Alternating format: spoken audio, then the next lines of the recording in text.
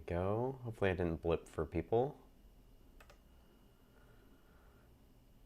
Can y'all hear me?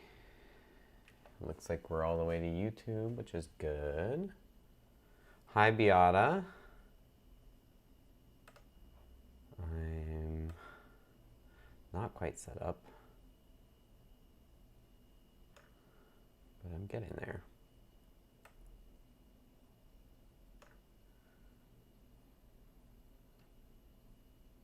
How's everybody doing?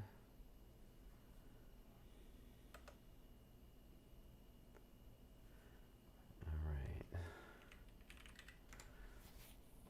I got a new monitor and I talked about that mouse tiler thing. I don't have it set up quite like I did.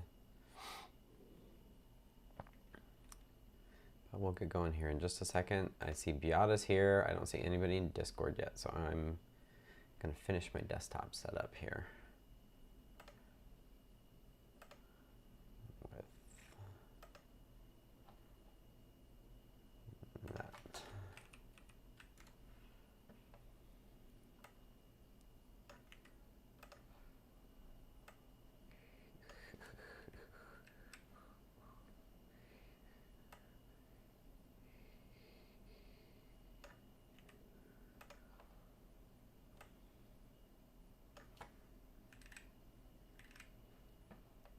We'll get going here in just a second. I realize I'm not talking.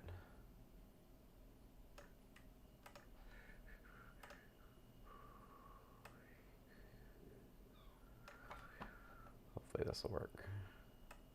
I am setting up my mouse tiler config for my new monitor, which is bigger. There we go. See if it works, and then if it, regardless of whether it does or not. Oh. Restart it. Okay, let's see what it says. Oh, not quite.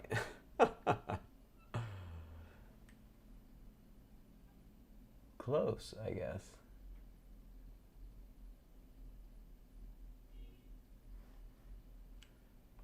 Oh, I know what I did wrong.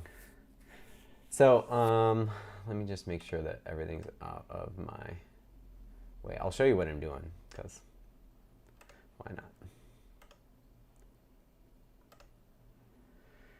I don't think I have anything else. All right. Hello, everyone. My name is Scott. I work on CircuitPython for a company called Adafruit. That's the channel you're watching. And Adafruit is an open source hardware and software company. My volume's a little low. Hopefully it's better. And I think I did the captions earlier too. So Adafruit is a open source hardware and software company based out in New York City. I work remotely for them in Seattle here. And I do CircuitPython, which is a version of Python designed for little tiny computers called microcontrollers. One example of that on my desk here is a Feather S3. So Feather is a kind of an Adafruit form factor development board like this, and then underneath the metal here is a little tiny chip that has loud and clear on YouTube. Thanks, Cronjob. Good enough volume here, DCD. Welcome to you too, thanks. I'm starting to talk louder. I also have a cold, so my voice sounds weird too, I'm sure. There's a little tiny computer under here called a microccontroller. You can run CircuitPython on here, and the USB plug, which is on the other side, plug in there, you'll get a CircuitPy drive, and you can program it to do whatever you want. There's a screen here as well, and it's Wi-Fi connected. So that's an example of a board that Adafruit builds, and the goal of CircuitPython is to make it easy to make these devices do what you want. So every week I do a deep dive here. If I'm not able to do it, Tim usually fills in for me, so thanks to Tim as always, where I just talk about what I've been working on in CircuitPython land generally, but although I do wander off on tangents. So we'll start with one and then go from there. The other thing The other thing that I was going to talk about was if you have questions, feel free to ask me. If you want to support me in the work that I do, you can go to adafruit.com, purchase hardware there. And yeah, I hope everybody's doing good. I've got a cold, as you can tell.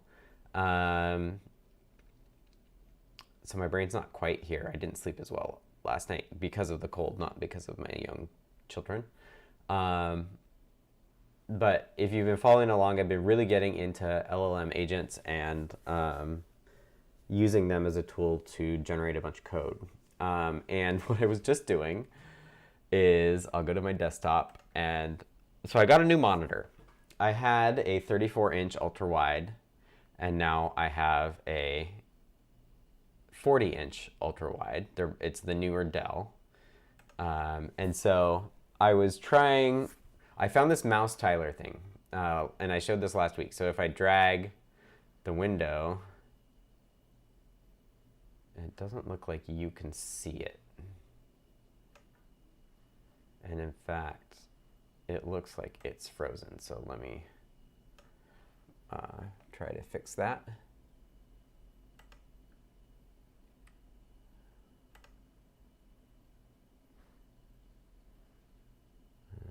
Select monitor.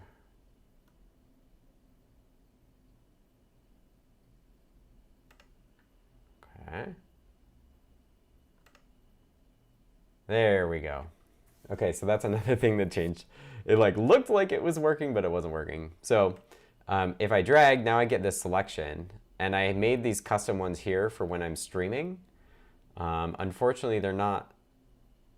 They use absolute positioning, and well, I realize my YouTube preview is playing too, and it's not quite right. So I've been using. I only had 10 minutes before, and I was like, I should try to fix this. So I was using Pi, which is an agent harness to generate these like random strings for me. And so I just resumed the session I was doing. Instead of 1920 wide, do it 1440 wide, because I have chat windows that overlap right hand side. So I'm using an LLM here to just generate me a quick Python script to generate those strings of things that I need for that. Matching your old setup. Great. All right. So now, if I can just run it, I'll just do split. Sorry, we'll get to CircuitPython, but this is also to me a perfect example of how LLMs are game changing.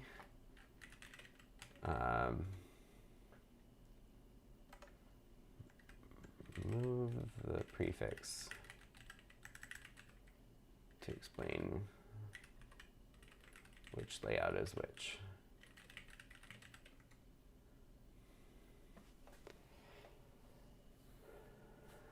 Okay, and so it just did this change where it just like removed the name, so that looks right. And I can rerun it again.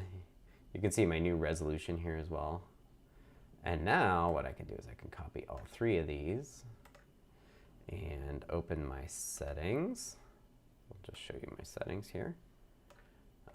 It's a little funky. You have to pop-up grid layouts. And let's just delete them.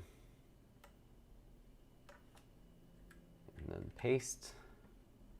Hit apply here, and you have to actually untoggle apply, check, and apply again. And now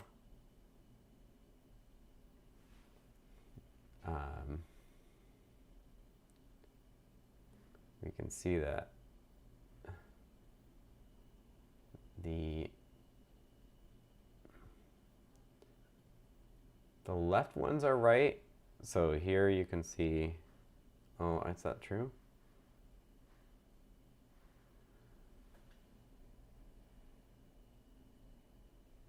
Huh.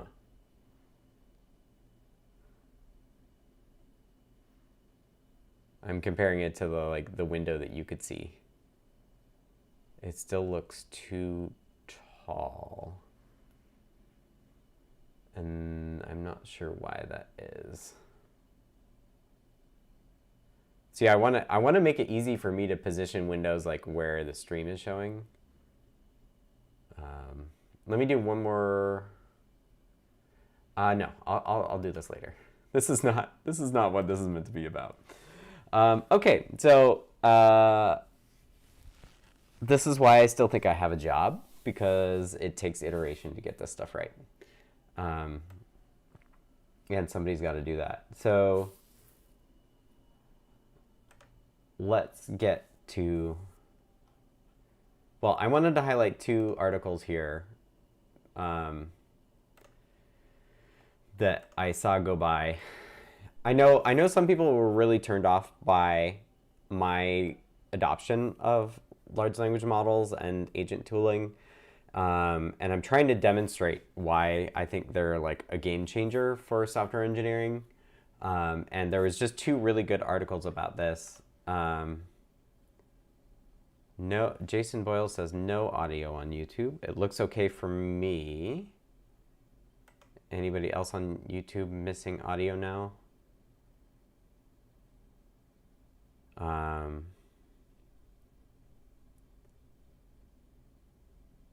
Cronjob retracted their audio. I didn't change anything on my side.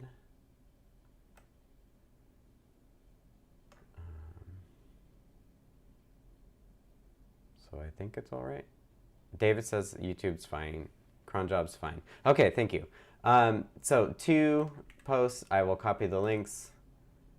I am not going to go over them completely. Audio is really quiet. Cranked everything up to 100%.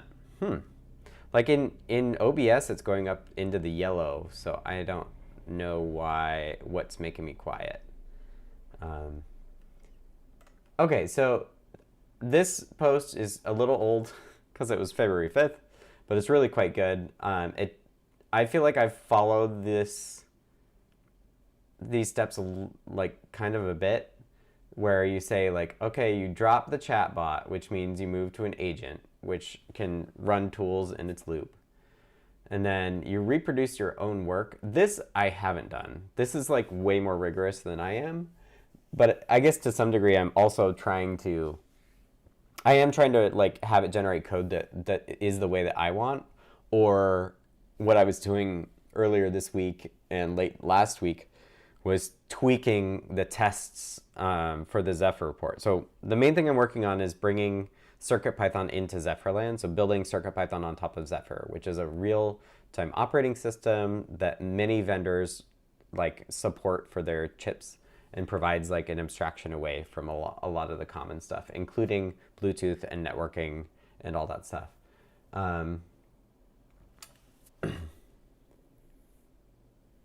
So I've been working on that, and it's really good. Like agents are really good for this. Oh, iOS app restart cleared it up. Yay, I'm glad. Because a lot of bringing a new port up in CircuitPython is like a lot of boilerplate of like all of the functions and stuff. And that's something that like an agent or an LLM can, because it's got so much reference material that's like has the same pattern. Zephyr has lots of example code that it can pull from too. Like it works quite well. So I'm not reproducing work, but I am like inspecting it and making sure it's what I want. End of day agents. This is an interesting thing, and I think this, it worries, it can be a trap. So this is the idea that like the last bit of your day when you're not wanting to code manually yourself, like just think of some idea and just kick it off before you leave so that the next morning you can come in and see whether it worked out.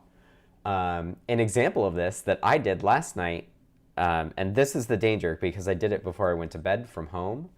But one thing I've been thinking a lot about is how to test USB without the Linux kernel. So 9 years ago when I started working on CircuitPython, I knew that one thing that we would really benefit from is hardware in the loop testing. So actually having devices that you load new code on and you test on. And I got pretty far with doing that, and I definitely found some bugs. But at the end of the day, I also found bugs in the Linux kernel. It was a Raspberry Pi, and it had like 5 different CircuitPython boards hanging off of it that we would like manage to like twiddle so that we could load new versions of CircuitPython on. And ultimately, like at some point, it would stop working, and you'd have to go upstairs, and it was at my house. I would like go upstairs, unplug it, replug it back in, and like get it all working again. And that was just a huge pain. So we are not when we have problems in CircuitPython, we can be bad from the Geppy, your token output is going in the wrong place, I think. It's going into your Discord instead of your browser. I know that because I just set up a token thing. I just did the same thing. I just got myself a new YubiKey. I got one of the small ones to go on my keys. So yeah, so I've always known that like hardware in the loop testing is something that we should do if we want to be rigorous, but the USB is so flaky, or now that I'm thinking about it again, one of the main themes of my CircuitPython 2026, and it's really come true, is that now that we have LLM agents to do the code part, the code generation part, like testing is way more important. And like, it's funny, I was talking to Lauren who works on IO, and I said like, actually agents are just forcing us to do like software engineering best practices that have been best practices for a long, long time, which is integration tests, unit tests, hardware in the loop testing, establishing what your requirements are ahead of time, and documenting everything.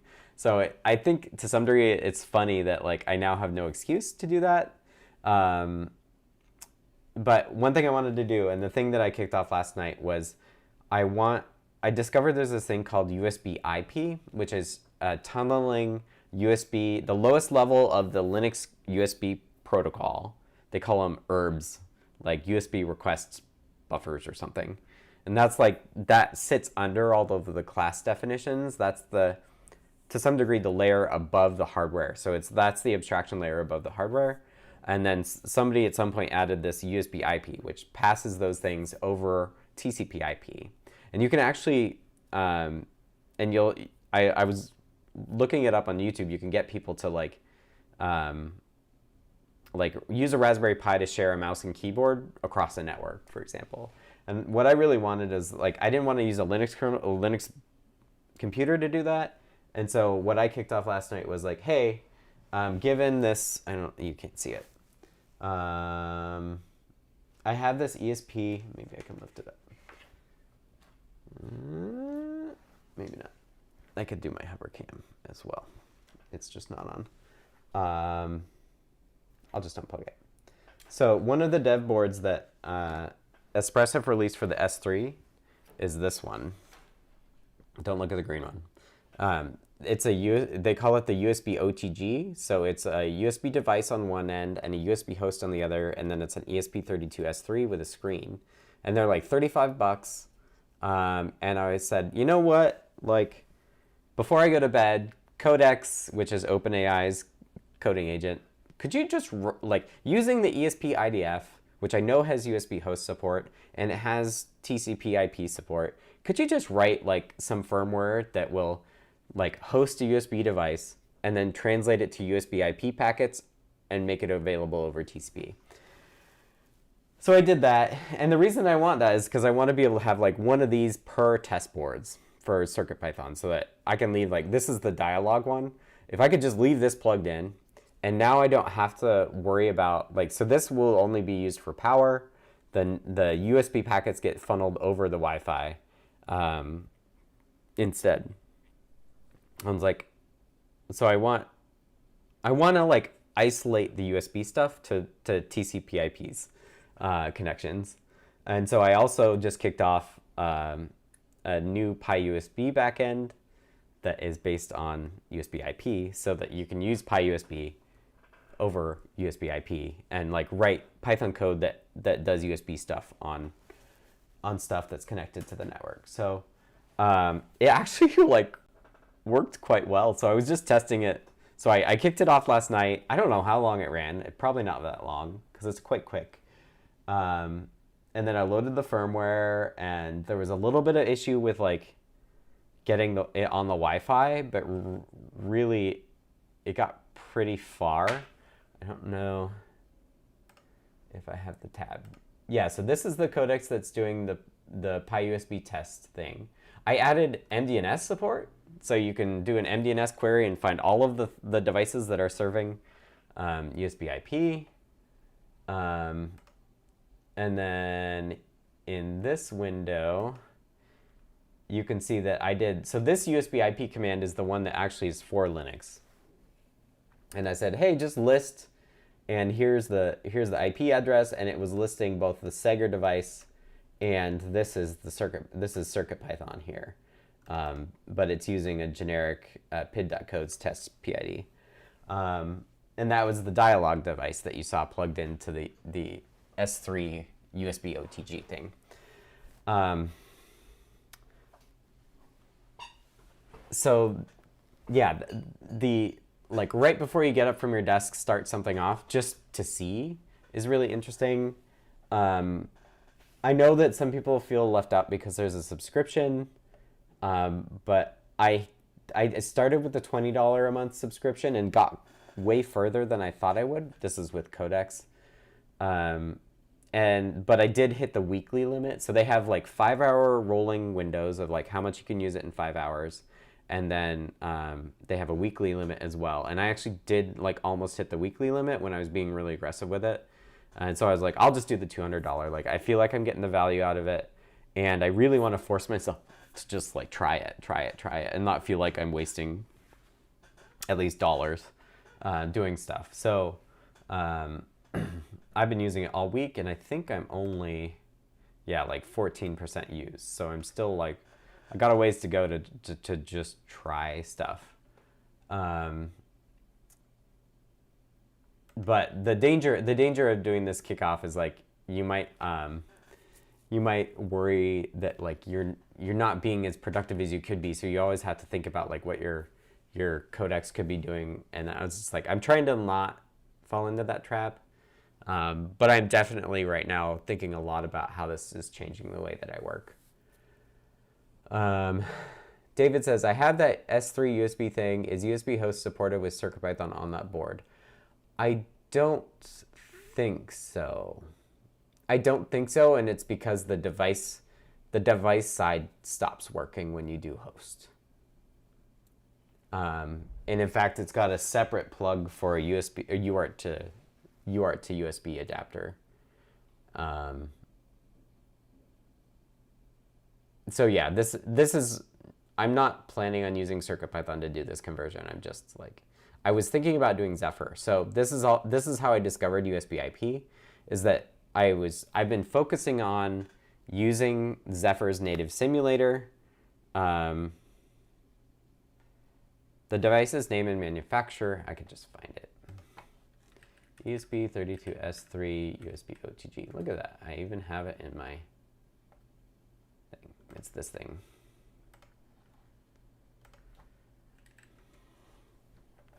That's the user guide, but I'm sure you could find it from there. So that, but then I also got my P4 out because I don't think I want Wi-Fi. I think I'd prefer, the other thing I was thinking about, Tyeth points out that USB IP is now used to get USB devices into the Windows subsystem for Linux. So it is something that does get used, which is neat. And I wonder if this would like, I think there's some cool stuff you could do. So like now you could get a device that's not local to you into your WSL, which would be cool. I was just asking there's a good GUI too. So yeah, I think this is the way to go. The other thing, I have the P4 board here. It's got Ethernet, and the thing I was thinking is like, wouldn't it be cool if it was PoE Ethernet? So you'd have a P4 board with Ethernet that provides the power, and then you'd have a host on the other side. And so you could squirrel away your whatever microcontroller you want that's USB powered somewhere next to this other thing, and then have USB access to it over Ethernet. And it would be powered over the Ethernet cable too, which I think would be super cool. So going back to Mitchell, I'm trying to stay on focus. End of day agents.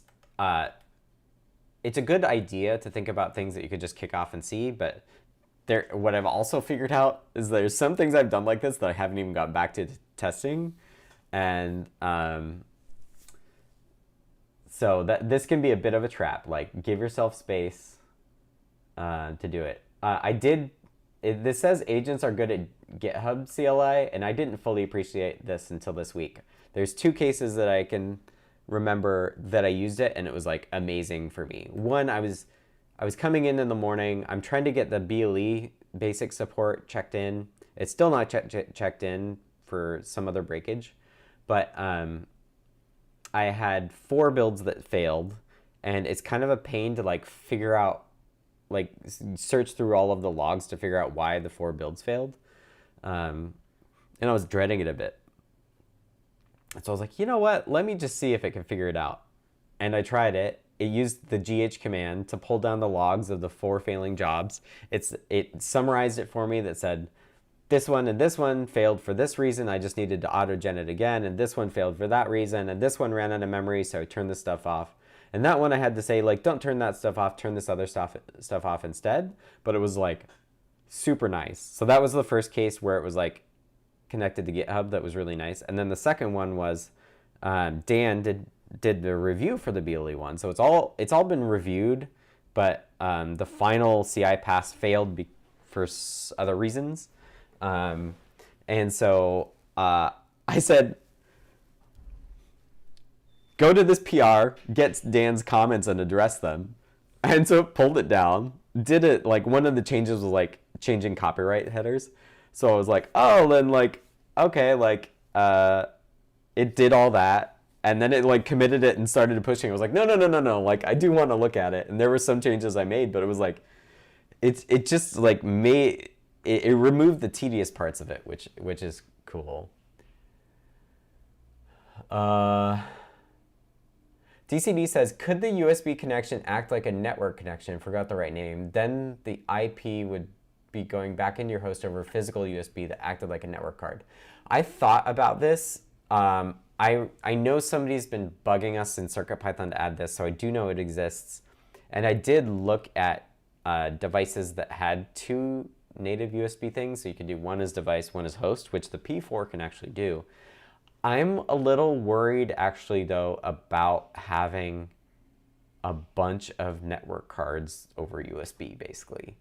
I'm a little worried that if we took like 4 or 8 of those and plugged them in, that it would actually be a little questionable whether the Linux kernel would be okay with that.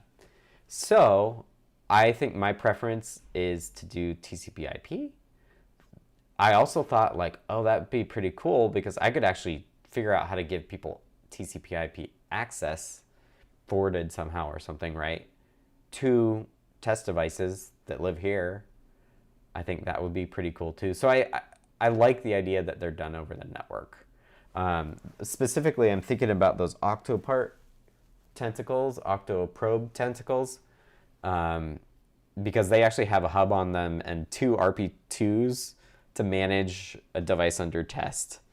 And so it would be kind of cool to just be like, here's this tentacle. I think the person who made them does this for Damien, but like it would be cool to just be able to say like, oh, you need access to test on this board? Like here it is. Like here's a TCP/IP connection that we could talk to over tailscale or something, so it's encrypted.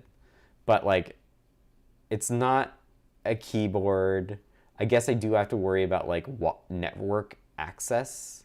So like giving any random person access to an S3 like they'd actually be able to access my like the Wi-Fi networks around here. So maybe there's stuff you could do about that, but I still think I think it's a neat idea, and it means that we can test USB without ever having to go through the Linux kernel, which would be cool. So the other piece of this is adding a PyUSB backend that uses USB IP, and then we can build class support on top of PyUSB.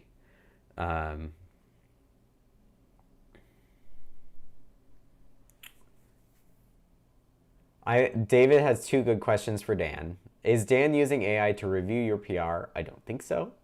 Has he seen and reviewed your PR without and with AI so we can have his opinion on how it is different for him? I think that's a great question for him. Maybe I'll see if he wants to come on deep dive and we can talk about that.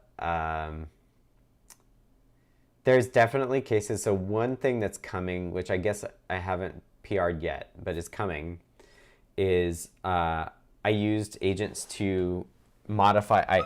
I added a script into the Zephyr build to be used by a make command that just builds all the boards. And I was getting frustrated at how slow it was. And so I had an agent modify that script that builds all the boards to do them in parallel, but in a smart way where each of them, they share what's called a job server. So like make will create a job server when you say -J32, it will like make sure that there's only 32 commands running at once.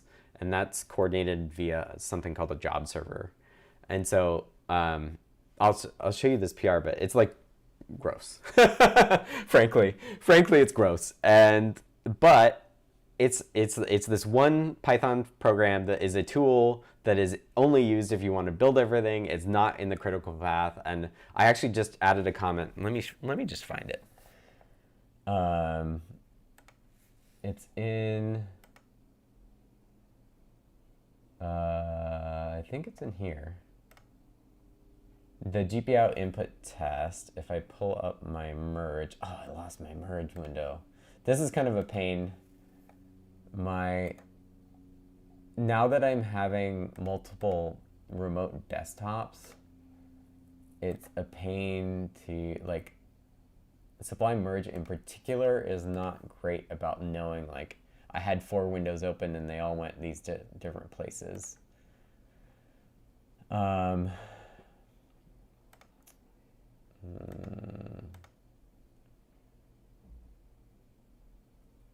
on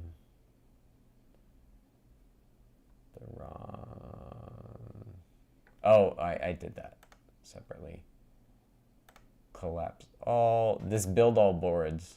So you can't see it because I put it in the wrong place. So this build all boards command, you see it's doing its own job server. It's adding a bunch of stuff and it works. But it's also like, you don't really, like, if it works, it works. I don't really care the quality of it.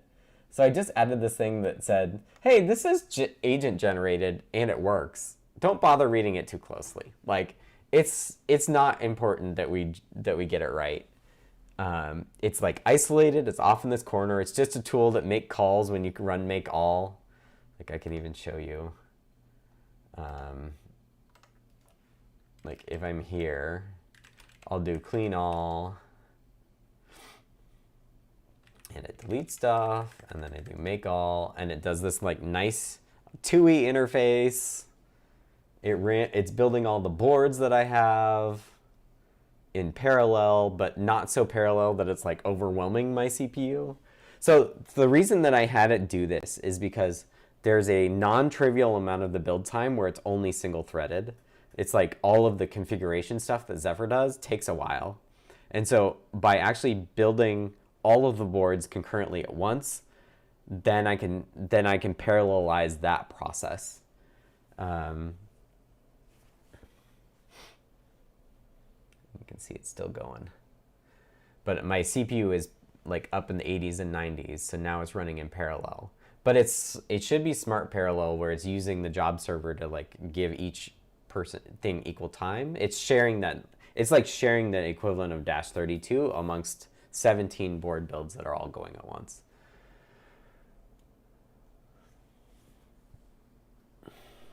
But it made, like, when I had it do that, it made a clear difference.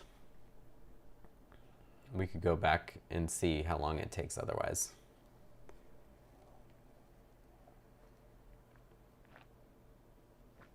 Because now that generating code is like not as, doesn't take as long, like the build process, you feel more how long the build process takes. You feel it more. I feel it more.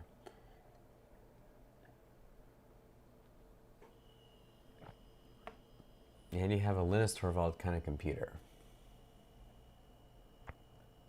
I don't know what you mean by that. So I'm surprised that it's taken so long. I haven't run it recently. Oh, one failed. The IMX 1170 failed, which I guess I should do. Yes, it's building on the same computer I'm streaming from. Yeah, the streaming compression should be happening on my GPU. So OBS says I'm only taking 2% CPU time for streaming.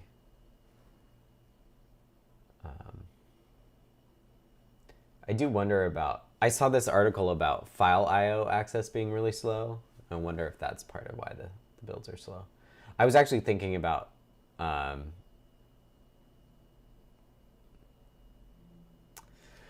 Pablo Ivan 6017 says, what is your opinion about AI agents doing fixes and non-human requests into GitHub repositories? I think they should always be vetted by somebody. They should, there should be a human responsible. Although, now that I say that, there's also precedence for bots doing stuff, right? Like, there's that bot that always upgrades your dependencies. I forget what it's called. But like, AI doesn't really change that. I do want people to disclose that they use AI to generate stuff. We had one PR in particular that was like quite large and not well structured. So it was like one new module that did 3 different things. And so I kind of responded to them and say like, hey, like, I'd prefer it if you had come to us sooner and we talk about what you want to do before you start doing it. So I think that's one way to do it. And 2, I think, I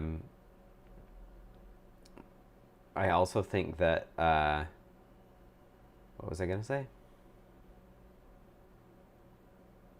I forget because I was also thinking about the fact that another lesson that I've really taken to heart that I think is in this second article. So let me link to this article. Lauren found this one. And it's in this theme of like good software engineering practices are even more important. Small. I read for this, I don't remember. So one, I really like this chef analogy. I don't like this guy, I forget what his name is. Although I could relate to the it doesn't even load. So like, they say,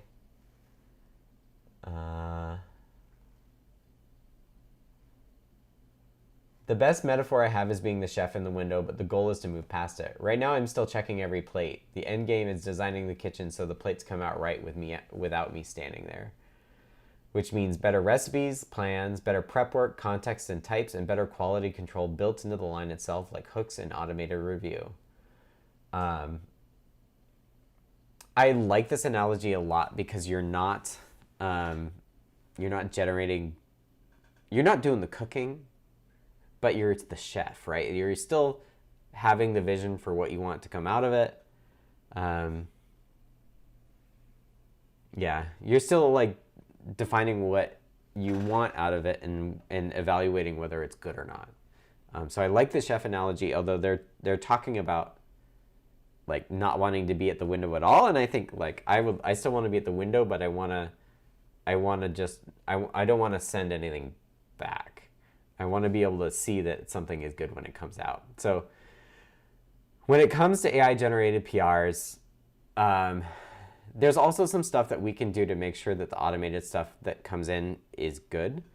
there's one is just making sure the PRs are small. And this is, again, just like good software engineering practice. And I think I got it from here. Didn't they talk about it? Ah, yes. Keeping PRs small is non-negotiable. More PRs, smaller scope. A tight PR takes minutes to review. A sprawling one takes your whole afternoon. So this is in the camp that I think of this is good software engineering practice. Did I always follow it? No. Do I always follow it now? No. But I'm really trying, because now not only is Dan the one, like somebody else doing the review for me, but I'm doing the review too. And it's way easier to get a giant PR because it's so easy to just move on to the next step. So one thing I was thinking about that I'm thinking about my workflow, right? And one thing I want to maintain is that I had like these 3 or 4 threads going. I have rotary IO input happening in this branch. I have host networking working and testing web workflow in another. I have a third one that is display support, and I want to be able to do those all. But I also have the BLE one, and the BLE one has like test changes that I want to apply to the other 3. But what I should have done is like broken the BLE one into multiple PRs so that they're smaller and that the other ones are unblocked faster. So the way that I'm starting to think about it is like I have, 3 to 5 lanes of brain that I'm doing, and I want to do small PRs in each one of those 4 things. So like once the BLE one gets checked in, that has this change to the unit tests that I want to apply across all of them. Like now I can get out, I can finish the small networking one, I can finish the small display one, I can finish the small GPIO input one, and like try to kind of keep doing those sorts of things. But yeah, again, this is like, in my brain, it's like good software engineering practices that are like way more critical now than they used to be. The other one is testing. So one thing I wanted to show, we got 15 more minutes or so. So I'm going to skip to so I have these virtual desktops. Oop. And this is kind of how I'm trying to like organize my work, is that they're like generically named, but I want to be able to, they're named based on the like CircuitPython worktree folder that I've got. And I'll just quit this. I was just finishing tailoring that thing. So one thing I have in here is I added this make run simulator. And let me just show you, I added a CircuitPy directory, and it has a code.py in it. I'm surprised. I thought there would be also a settings.toml. I thought I had a settings.toml. I might have to add one. So now I can do make run sim. And the reason I added the make target for this is it takes that CircuitPy folder and it makes a flash image out of it for the native simulator to run. So it's building it, and then it will run it with the flash image. So like that code.py. And then actually you can see here that I did it before. So I will get ready to open TO, which you can't see.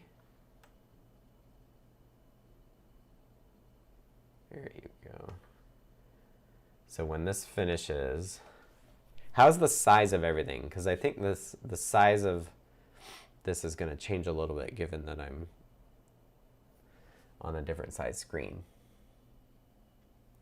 Any questions? Okay, so this is PTS1. So now I can do that, and we get it booted up, and I did hello sim, which is great. I'm going to Control-C it. We didn't get any status bar that I can see. We should have. Maybe it's not working. But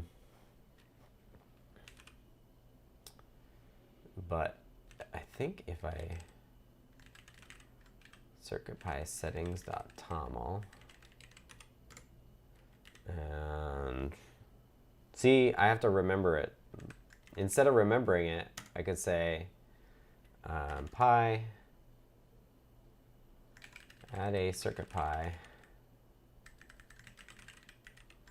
settings.toml that puts the web workflow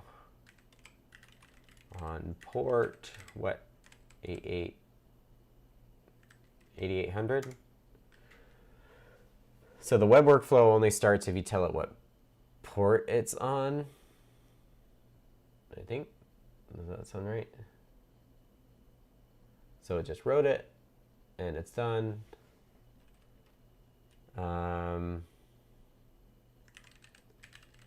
Add password to.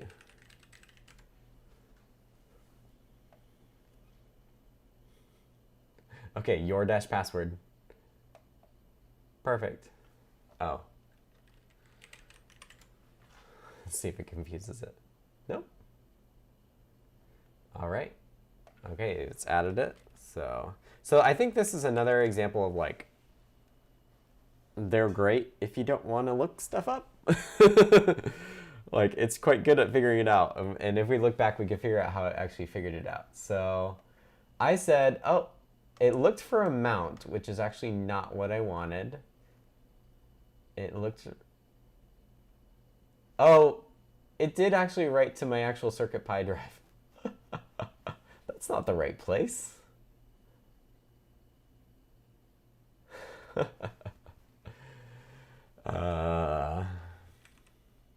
So what I can do is I can do pi, and then I can do resume, just like I did before. And it's going to give me a lot of options. But right to the local CircuitPy folder, not a drive. I'm not sure what device it's talking to. It could have been my, I have a USB hub that runs CircuitPython that's plugged in. Yeah, there you go. Okay. So now we run sim again. And let's see if we can talk to it over web workflow. There's a test that tests that it can. I don't know if it works. It should actually do the status line stuff too. It should be checking that. So maybe that'll be active as well. We'll check up here or down here. Any other questions? Pablo had a good one. I do expect somebody to be responsible for them. And I tell you, I don't like the GitHub review. I don't like the GitHub reviews on PRs. I'd much rather people have agents review before they make a PR. Don't do the automated PR reviews after, because it's just noise. It's just noise, and I don't want to have to validate it. Okay, so it looks like it's going. I didn't get the status bar, so I don't know why that is. But let's see if we can do 127, and then we told it to be at 8800, and it didn't work. I don't know why it didn't work. Native sim.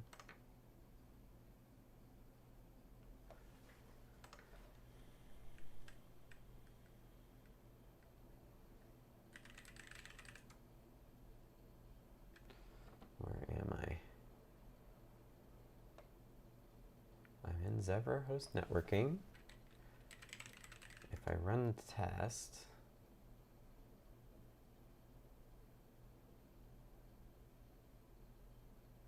let's see, there's the web workflow tests here. We'll see if those pass. It's possible I like switched to a different branch and haven't. No, it's not working. This is confusing it. It's racing it. Okay, so it's just broken. Darn.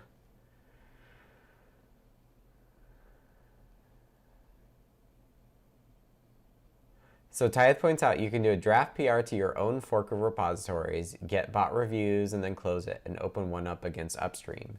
Save sharing it until you're sure it's ready. Yeah, so I think this is like exactly the sort of thing that we're going to have to figure out. While I'm talking, let me just go py. Figure out why the web workflow tests are failing.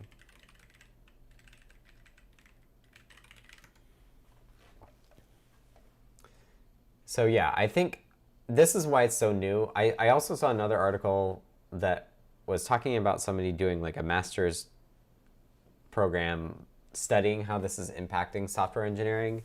And they went to some conference of people that like really think about this stuff. And their conclusion was like, nobody knows. The conclusion was we have no idea, and things are changing and we're not settled out yet. But you know, like Pablo brought it up as the opinion, the AI agents stuff, and then Tyeth, the AI review stuff. I think we're just gonna figure it out, right? Like we're gonna figure out how to like have new expectations about like in what space do you get that feedback. Like you get a private space for AI feedback, and then later you do it. It's just new. It's just new, and we're figuring it out. Like being more rigorous about having small PRs, for example, is like another learning thing. The native sim has been great for doing these tests, and I'm really happy with how the tests are looking. So if we look, and I will move it in just a second, and I gotta figure out why it's not right.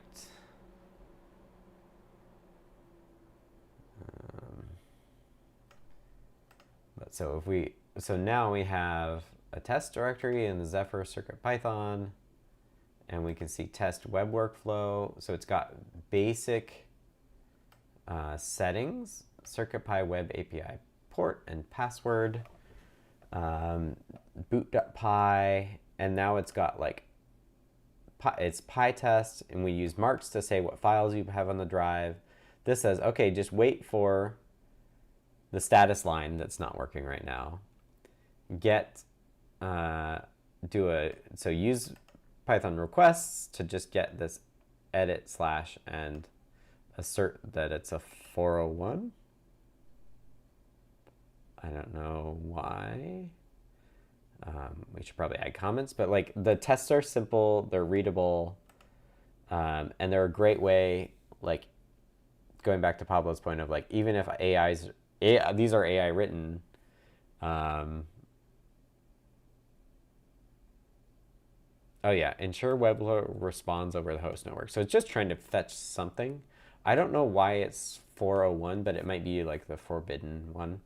But a basic one would be like, it should just return 200.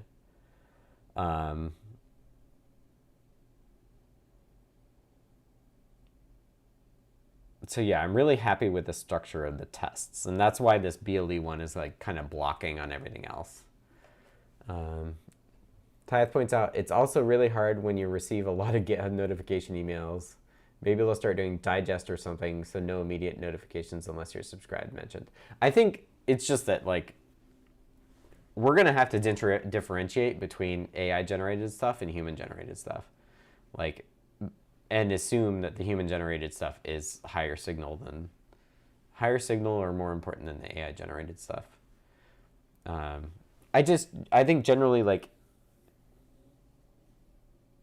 AIs should be doing first passes, and then like you should get it into a state where it's really easy to review, and then you just say, yeah, that looks good.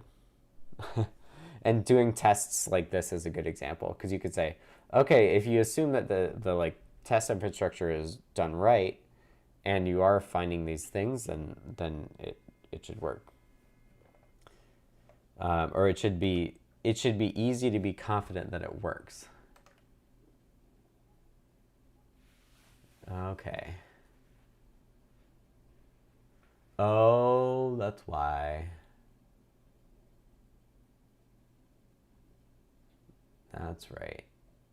So this is a problem because Dan changed the OS get m stuff and I did it wrong.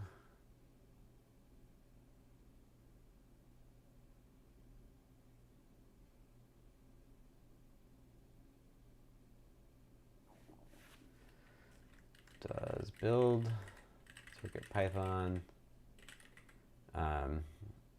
set settings toml? You need password, not port for the web API. I do want it on a different port though, because I'd rather not have it on 80. Although the test puts it on 80 briefly. Bromba, what's your feeling about the efficiency of the generated code? Is it tight and understandable, or is it spaghetti?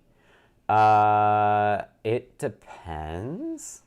It depends. This is why I'm still reviewing it. You can definitely get spaghetti. It's easy to get spaghetti. I think part of it is like being really disciplined about being small, doing small changes. And that's what I'm really trying to do. And I'm thinking about this visualization. I was talking about like the 4 things that I'm doing concurrently. And I have the things that the small tasks in those 4 columns that I'm doing concurrently. And then I have ideas of what the next 2 or 3 things will be after that. But I don't actually like, I could just have so for example, BLE advertising and scanning. The next thing to do is central support and doing a connection. Once you can do a connection, you could either go, I'm going to read a characteristic, or you could say, now I want to do peripheral. And there's like all these small steps that we could take in that vein. And it's tempting to have the agent generate all of those things, but it's actually much better to like not. And so that's why I'm trying to do like 3 to 5 like concurrent thoughts that are quite independent, or as independent as I can get them. And then the other thing, and the mind shift that I feel like I've gone through too is like, if you're concerned about the code being like concise versus spaghetti code, like think about the way that you can automate that feedback or that decision. Some people say throw an LLM at it, and that might be the right thing. I've not tried that. But for example, like every time I run pre-commit has to go in and like do rough formatting. I'm like, oh, I really should just like make sure that the LLM knows that like run pre-commit. So I don't have to see it. I don't have to worry about it. Like I can have the LLM do the commit itself and then it'll run pre-commit, but okay. Switch it to OS get m for now. So this is just an artifact of like me waffling on like what I'm basing it on. I'll probably have to change it back again, because it's a merge that happened that Dan did that I'm just not up to snuff with. Hopefully that answers your question, Bromba.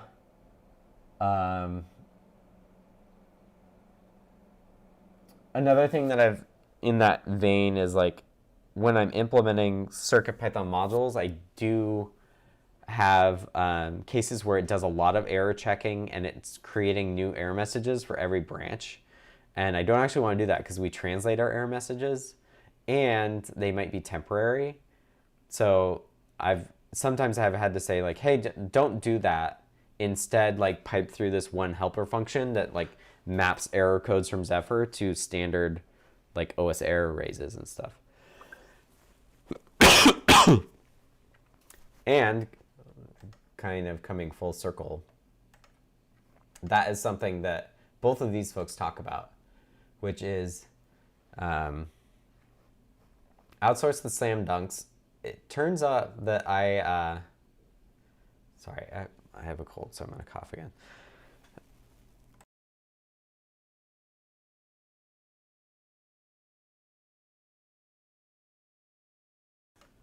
So one thing in the vein of this outsource the slam dunks is I had it do an ESP IDF update.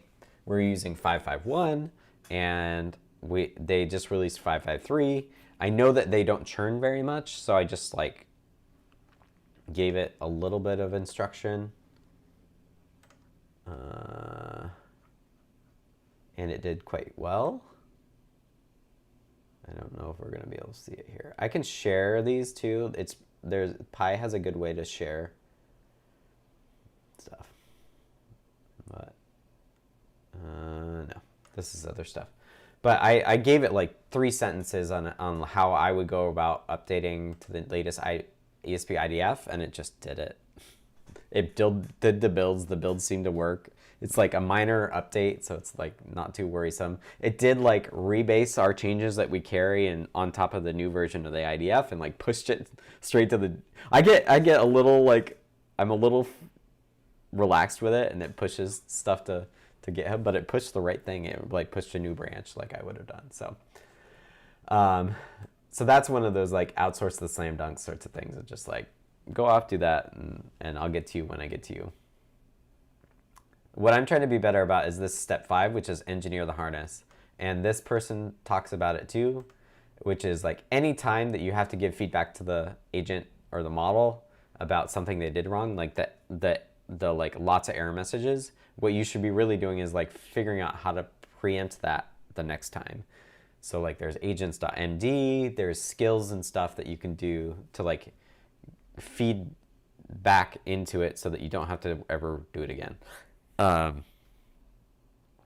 Which is interesting. The tests are really interesting too. Yeah. And then step 6 is always have a range at all times. I don't do that.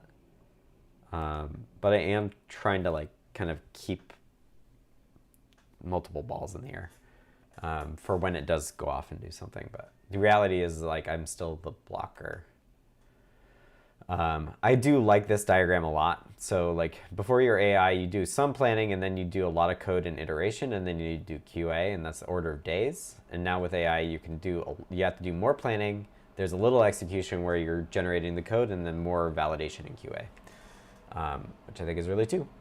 Although maybe I would circle this back into execution or back to planning and context, because I think there is, at least for me, there's a feedback loop of, and I was telling somebody this too. Sorry, I'm trying to wrap up.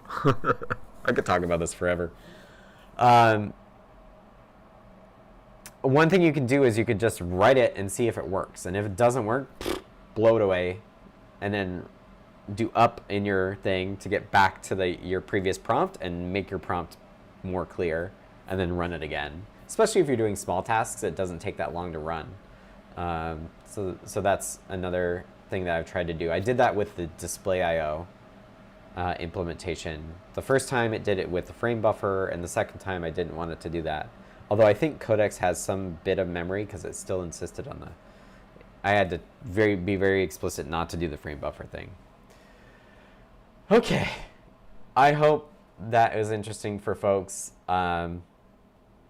This has been another deep dive, which I think I lived up to. I think I lived up to the deep dive name, as always. My name is Scott. I work on CircuitPython. I'm really tempted to see if web workflow works now before we wrap up, because it did try to fix it. They still fail.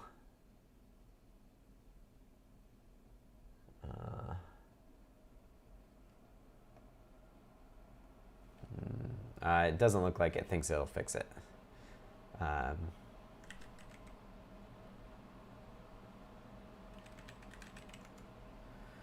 Say, keep going. I do that sometimes. Like, Codex will be like, what do you think about this? And then this is the thing I could do next. And I'll say, keep going. You're fine.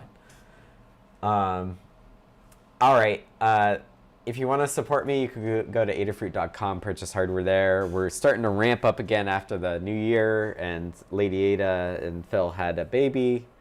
So they're getting back ramped up on the hardware side. I've got lots of ideas for hardware, like this PoE ESP P4 USB IP thing, which I think would be cool. I dropped it in the Slack, but didn't hear anything, so they're probably busy. yeah, I hope folks find this grounded, not too hypey. If you do want to talk about this more, we have a Discord server. The URL is adafru.it/discord to join it. And we do have a brand new channel. We hadn't added channels in a while, but we added a coding agents and LLMs channel under topics that has been quite interesting and a good place for these discussions. So if you're interested in how software engineering is changing, let me know. And I'm there. It's really interesting, and I'm excited about it because at the end of the day, we're going to be able to do more things than we could have otherwise. With that, I think I will be here next week, but the week after I am not. The 6th I am out, so I will have to ask Tim about that. Thank you, everybody. Have a great weekend. Thanks in advance to DCD for timecodes. And I will do the window. It's a cold, gray day here in Seattle. I hope everybody else has warmer, nicer weather. Bye, everybody.